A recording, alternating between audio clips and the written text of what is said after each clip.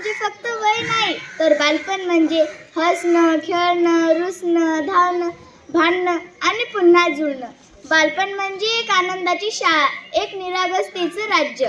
पण आज मला हा प्रश्न विचारावा लागतो की आपण मुलं आहोत की मोठ्यांच्या धकाधकीचे ओझे आपल्या खांद्यावर येऊन बसलेत. मित्रांनो, आजकाल खेळाचे मैदान कमी होत आहेत.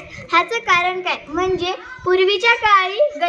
पूर्वीच्या काळी संध्याकाळ झाली म्हणजे गल्लीतला गोंगाट, पण आज त्या गल्लीमध्ये शांतता पसरली. ह्याचं कारण काय? तर ह्याचं कारण म्हणजे आजकाल मुलं मोबाईलमध्ये मग्न झालेले आहेत आणि आजकाल सोशल मीडिया, मोबाईल ह्याचा दबाव मुलांवर जास्त टाकण्यात येत आहेत. आजकाल मुलं घराहून बाहेर निघत नाहीत. फक्त मुलं मोबाईल, TV, सोशल मीडिया ह्याच्यामध्ये गुंतलेले आहेत आणि छोट्या मुलांवर म्हणजे 5वी-6वीच्या मुलांवर मार्क, टेस्ट ह्यांचा दबाव त्यांच्यावर टाकण्यात येत आहेत. मित्रांनो, असं आपण टाकलं नाही पाहिजे. कुठं ना कुठं आपल्या आईवडिलांची ह्याच्यामध्ये चूक असते आणि ती आपल्या आईवडिलांनी ती चूक सुधारली पाहिजे. आणि आजकाल घरातले संवाद सुद्धा कमी होत आहेत.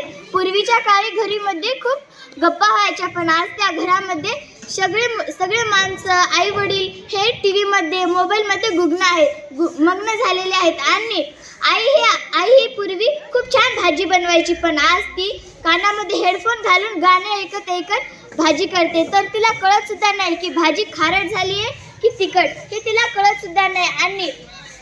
आणि आपले वडील हे फक्त मोबाईलमध्ये मग्न झालेले असतात आणि आपल्या आजी आजोबा हे तर त्यांच्या गुडघं दुखणं ह्याच्यामध्ये गुंग झालेले असतात.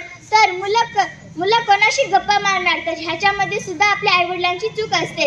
आणि आजकाल छोट्या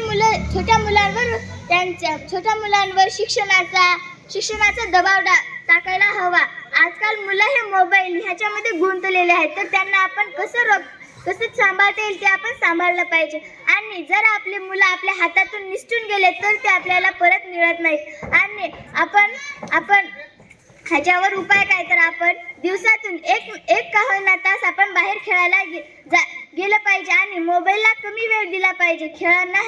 ह्यांना जास्त वेळ दिला पाहिजे. मित्रांनो, आजपासून आपण ठरवलं पाहिजे की मोबाईलला आपण कमी वेळ देऊ आणि शिक्षणाला आपण जास्त वेळ देऊ. आणि आजकाल आपले छंद खूप मरत चाललेले आहेत, कारण पूर्वी माणसं, मुलं आपले काम स्वतः करायचे, पण आता त्यांची जागा एका साधनाने घेतली आहे, तो म्हणजे मोबाईल. आणि AI हे सुद्धा एक नवीन साधन निघाले, त्यांनी सुद्धा माणसाची जागा घेतलेली आहे.